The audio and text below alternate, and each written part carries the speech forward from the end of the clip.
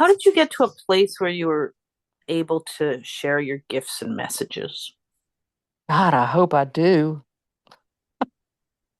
This was a long time coming. You've been involved in this too.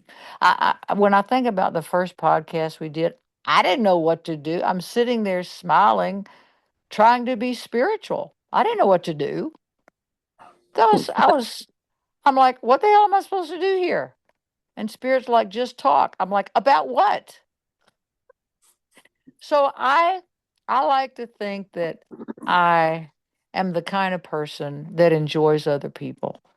So when I talk to y'all like this, over the years, this started when Tammy Janu was working with us and did all those wonderful videos and did great work.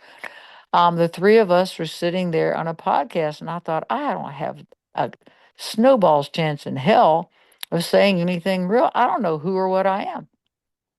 So it's been evolutionary, and I have learned just to be myself. Just be comfortable, Zoli, in being yourself. And somehow I think when I watch other people just being themselves, there's something that happens. You're seeing the person at least trying to be authentic. And there are people on YouTube that I watch a lot. There's some newscasters that these people are just, they're real because they're not saying what they're saying to get an effect out of me. They're not trying to get me to do something that is wrong for me. They're saying, this has been my experience and this is my training. So for me, I've been me now for almost 72 years, but it's taken me this past year or two to be able to say, I am so much like you guys, that we are so much alike that I think if I can talk and say, I have the same problems you do. I have the same graces. A lot of times, maybe I don't have some of what you have. Maybe you don't express the way I do, but it's evolutionary. And I don't think I'm going to change much how I do this or why I do this. It's a joy. I really don't prepare for it. I feel as though I'm sitting with everybody out in some place and we're just being honest if we can. Now, am I always honest? Probably not. I can be a big fat liar like anybody else. But what I've learned about myself is if I'm not being honest, it's usually because I don't know I'm not being honest. I don't. Do we lie? Yeah, everybody lies. But once you get to the point where you have to lie, you need to look at that. And I get to that point myself. So I think, Linda, the process of having you and we're enacting what we have agreed is a spiritual contract that we agreed to before we were born. That this doesn't really take effort for us. It is a joy. And that is the energy that I want to put out there to tell people you have more abilities than you think. You have more ability to control what goes in and out of your mouth than you think. Find some help and go with God. Yes, the collective of real people is so inspiring to me. And the way you put it, that we just smile and be spiritual, that sums up Zoli Art and what we're doing. It's the heart that we're putting into it. I think it is the heart, and we are attempting to connect with strangers, people we'll never know, never see, and in a way that maybe can give them calm. We want you to have calm and confidence and to let you know that these times that you are in, you signed up for this. You agreed to come in. So this is a shock, but it's not really. We have lived and we will live more lifetimes. And each one is an opportunity to grow a little bit in love. Love, light, and power. That's the mind, the body, the spirit, the part of us that moves forward without a lot of effort once we're in the rocking chair of it.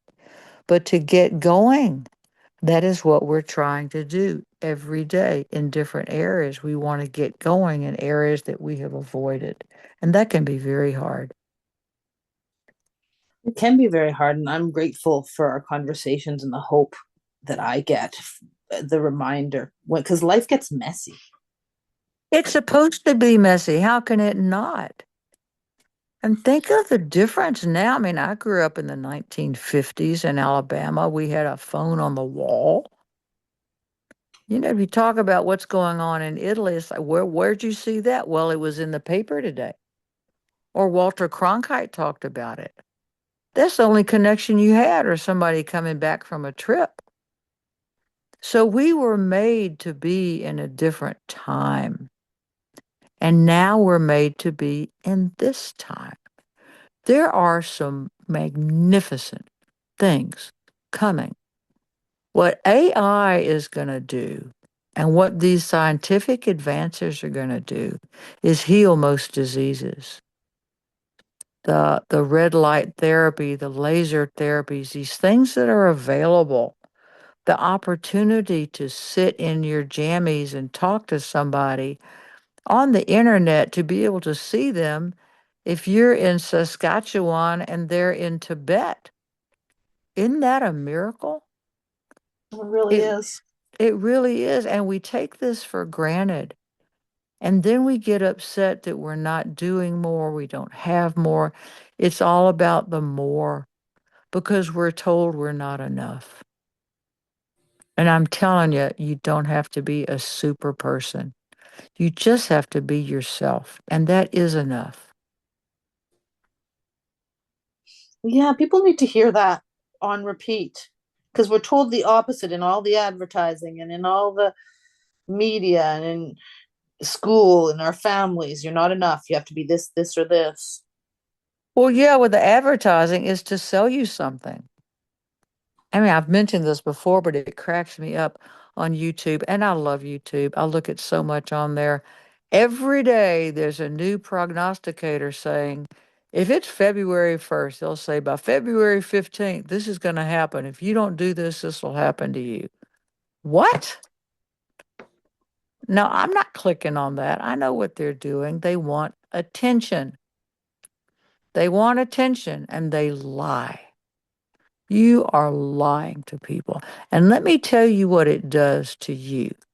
If you become a person who is obsessed with your image for other people, giving you money or attention or power because you think you deserve it, you will fail.